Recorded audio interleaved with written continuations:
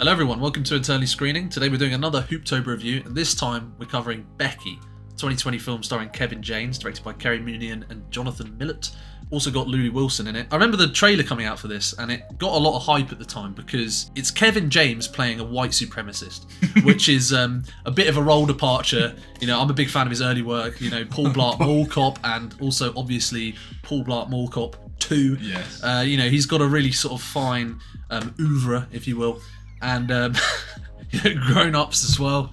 Oh, the guy is. He played the president in Pixels. Oh man, he's like the He's a modern day Renaissance man. Yeah, he's the new Marlon Brando. But he was sort of stepping out of his, sort of doing a bit of an Adam Sandler. Like once every 10 years, Adam Sandler does a serious film like Punch Drunk Love or Uncut Gems, and everyone goes, what the fuck, this guy can act. And it looked like this was going to be the film. And I remember the trailer came out and I'd never heard about it ever again. So I just kind of assumed this film is unexceptional. And I thought the trailer didn't look that good anyways. It looked a bit like a sort of Amazon Prime tier film. Right. And we just watched it to sate our curiosity, as it is a horror film. So what did you think of Becky? Well, I was surprised that it has been seemingly so buried, or at least not talked about in the way that it has been, because, well, like you said, I didn't find it to be particularly exceptional, but it was a solid kind of R-rated, Home Alone-esque type film, right? And Kevin James does a solid job as this kind of despicable neo-Nazi. He's not the most malleable actor, but when he does this sort of serious turn, he's like, he's got the shaved head, big fucking beard. He does look intimidating. He looks apart, yeah. Yeah, so and he does kind of nail the tone of all of it to the level at which the film requires of it as well, because it's not this like super like high tier, like high concept thing. It is quite sort of small scale. And I think he provides what the film needs in that regard. I mean, I'll be honest, I was a little bit underwhelmed by him. The film is generally sort of middle of the road in many ways, but not in other ways, which we'll get to. But I was kind of hoping for a little bit more gravitas, given that it's sort of, you know, when an actor steps out of... Right. Like, if you watch Punch Drunk Love, it's like a really interesting spin on a character that Adam Sandler's already played. Right. Sort of taken to like this really extreme height, and it's kind of like a really jarring performance that's like really sort of grabs you. Same with Uncut Gems. And I was kind of hoping for something like that, whereas I don't really know a whole lot about Kevin James's persona, to be honest, but I was kind of hoping for at least like a few moments for him to kind of do some acting. And he's kind of very subdued in this. Which I was a little bit disappointed He never really leaves like third gear. But he does a good job, but I don't really want to give him praise for just being a good actor, because that is his job. I mean, I hope I conveyed much the same when I was saying. I mean, he's not Marlon Brando. No, but he's not even Adam Sandler. Or indeed an Adam Sandler. Yes, he's not. Adam Sandler really does have like that. He is actually a great actor. Yes, and he just insists on doing terrible films. Whereas Kevin James, like if he was almost, I think the problem is he's head of the gang in the film. If he was part of the ensemble and he maybe had a better actor, it would be more interesting. But I don't think, obviously, the hook of the film. Marketing wise, if we're going on performances, I found Lulu Wilson to be much more grating than any other character in the film and any other performance. And it's an instance where I find it hard to separate what is the actor being obnoxious and what is the writing being obnoxious. Because the whole point of her character, the point of Becky's character, is that she is this sort of tempestuous teenager going through like a rough period of her life where her mother has died, her father is sort of toying with the idea of selling the family like holiday home or something. Doesn't, but then invites his new partner, and so she's sort of caught up. There's a lot of emotional turmoil going on. And then this random fucking shit happens with these neo-Nazis that invade, sort of take over the house. They're looking for a key to try and get some money. Yeah, it's all a bit sort of National Treasure. Yeah, a little bit. But then also Home Alone and also neo-Nazis. It's a kind of strange mix of tones, which sometimes works and sometimes does clash a little bit. Really? What was the tones you thought clashed? The National Treasure-ishness of it, I thought it was kind of a goofy... It's a weird setup. Because it is the thing, is I thought it was like... It builds the neo-Nazis really menacingly, so you show them on the bus being like sort of moved to a different prison unit, and then they escape, they murder a family. Yeah, they do something, and you don't exactly see what's going on, but the implication's there. And they arrive at the house, it's all like super serious. Yeah. And then it's like, yeah, we need the key that unlocks the, whatchamacallit, that gets us this. Yeah. I've been working all these years. It's an odd setup, yeah. And I just thought that was like really, that sat at odds with just like the hard-hitting nature of what those characters represent. Yeah, yeah. It's much different when it's like a far goofier representation. It's even different in, say, an Indiana Jones type film where you still have Nazis trying to find weird shit. Yeah. But like the pantomime of it is already kind of there from the get-go. This kind of introduces the pantomiminess at the third point. I mean, I'll be honest, I didn't think Lulu Wilson didn't really bother me. I mean, her character is quite unlikable, but I thought the performance was pretty decent as it goes. And I thought all of the ensemble were actually pretty decent, if unspectacular. Yeah. I think my biggest problem was more with the writing, in that you kind of have this interesting setup where you have a horror slasher film where the bad guys are neo-Nazis, ex-prisoners, all tough guys, and they're racist, so it's fine to be happy when they get murdered in horrific ways. Right.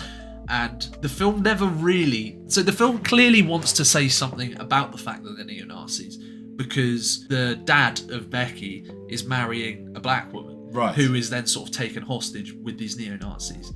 And the film never touches on it. No. It's almost very awkward in when there's these like very tense interactions between them. The sort of topic of this neo-Naziness with this black woman just never comes up. Yeah, it's a strange thing, because it's like an elephant within an elephant in the room. And I don't know why, because it can't have been to help ratings, because the ratings were going to be fucked for reasons we'll talk about in a minute. And it also just seems bizarre that you would include neo-Nazis in like an interracial family and then not touch on any of those racial issues. Like, of what relevance does it then have that they are neo-Nazis? You could just have them be complete bastards. I think be like murderous cunts. The real reason is they want it for marketing, so you can have Kevin James in the YouTube thumbnail with a swastika on the back of his head. Yeah.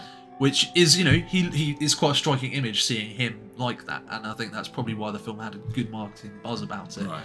But yeah, I mean, I thought that was really disappointing. But what I didn't find disappointing, and something I genuinely wasn't anticipating, the best thing about this film is how ridiculously violent it is. This film is unironically one of the goriest films I've seen in a long fucking time. We watch a lot of horror films. We did last Hooptober, we watched a lot of gory horror films, and we've just seen a lot of gory horror films in general.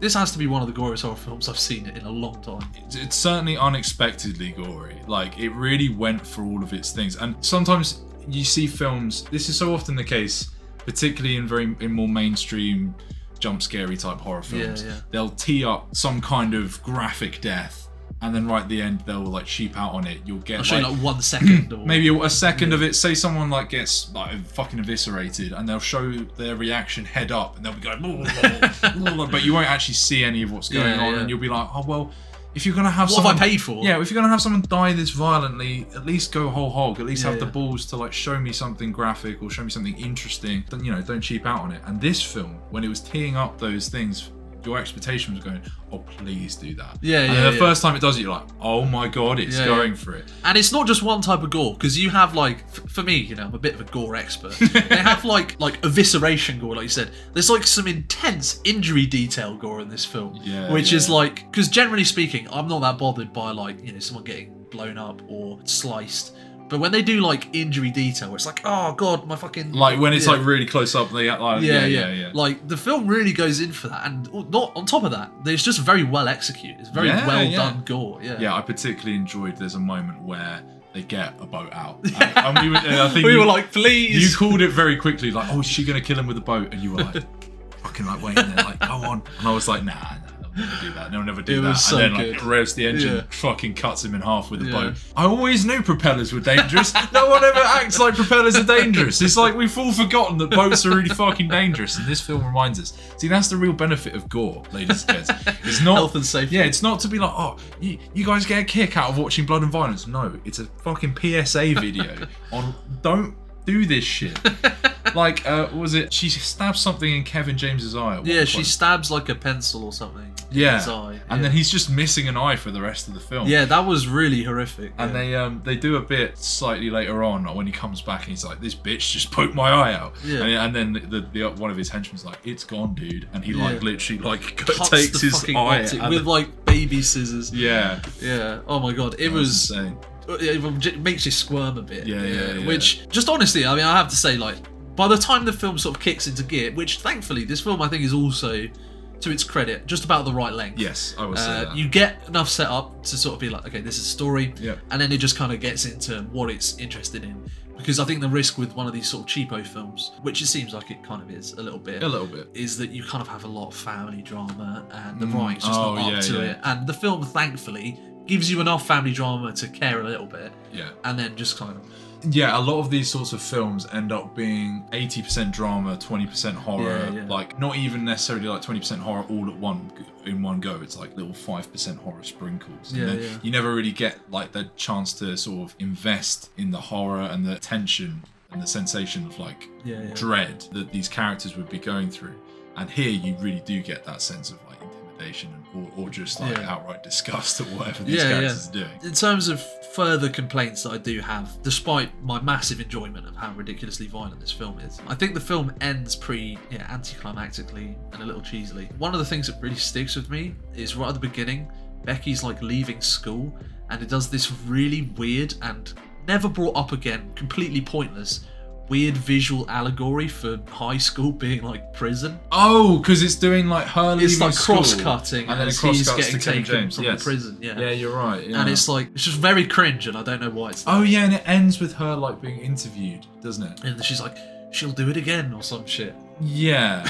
I was like, well, yeah, what she did was violent, but they're She was neo-Nazis. defending herself. Yeah, like, okay, she ran over someone's head with a lawnmower, but like, dude did kill her dad, so you know what I mean, like, and had her sort of extended family hostage. now that shit is very contrived. That ending, you're right, I'd kind of forgotten about that, but it's a bit of a trope anyway of having like the kind of the horror movie ending with someone It's in the like an Clockwork insane Orange asylum. ending.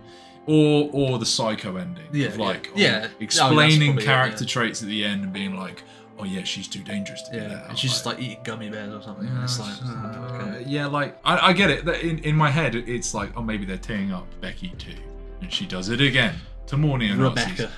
Rebecca, yeah. That's a straight. Becky. No, it was a Daphne du Maurier crossover.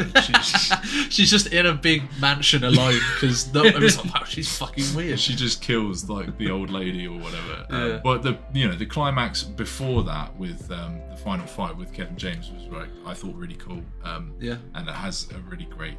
Is that the lawnmower one, right? It is the lawnmower one. I mean, I think the film is generally well acted, pretty well directed, not particularly well written, but has craft and dedication. Yes. In the actual sort of visual substance of the film, there's a lot of craft. Yeah. But yeah, story-wise, it does seem to borrow lots of bits and pieces from elsewhere. At the end of the day, it is R-rated. Yes. So, Adam. It just seemed really full. So, Adam. So, what did you make of Becky overall? What would you rate it? I'd probably give it a 5 out of 10. Like maybe a 5.5. If I was being really generous. It has a lot of shortcomings in some aspects, as we've said, story-wise, and some sort of less than stellar performances, but just it's just kind of a solid movie. It's a good enough film. Yeah, that's the thing. It's not that it really particularly sucks at anything. It's just it does its job well enough. Yeah. But it outside of its gore and its thrills in those moments, it never really sort of thrills you. No. In any particular way. Like, it's not a film I feel like I could recommend outside of a niche audience, and it's not a film I would rewatch, but it is a film I might sort of return to for check this fucking thing out on YouTube. Like bits and pieces yeah, exactly, because it's a film with sort of very specific strengths, general deficiencies, and sort of outside of that it's just sort of a bit down the middle, which is why 5 out of 10 is bang on. I agree. I mean, I would be interested to see more rogue Kevin James. Oh, absolutely. Outside the box performances, because like I said, I thought he did a pretty decent job. Yeah, for sure. Like not anything all that remarkable, but that's kind of an invitation. It was cool to see him do something that wasn't. And in my mind, that's an invitation to be like, all right, well, you can do this. Well, what more can you do? And I'd be interested in seeing I don't think this character's coming back. Not this character, perhaps not. But just do some weird shit, Kevin. Yeah, I would love to see that. But anyways, we've been Eternally Screening. We're going to be doing more Hooptober reviews, so there's going to be more horror film reviews based on the list in the description. And if you like this video, like it. If you dislike the video, dislike it. You should subscribe, because we're going to do loads of horror reviews, and it's spooky Halloween time, so why the fuck not? Subscribe, and we'll see you in the next one. Peace. Peace.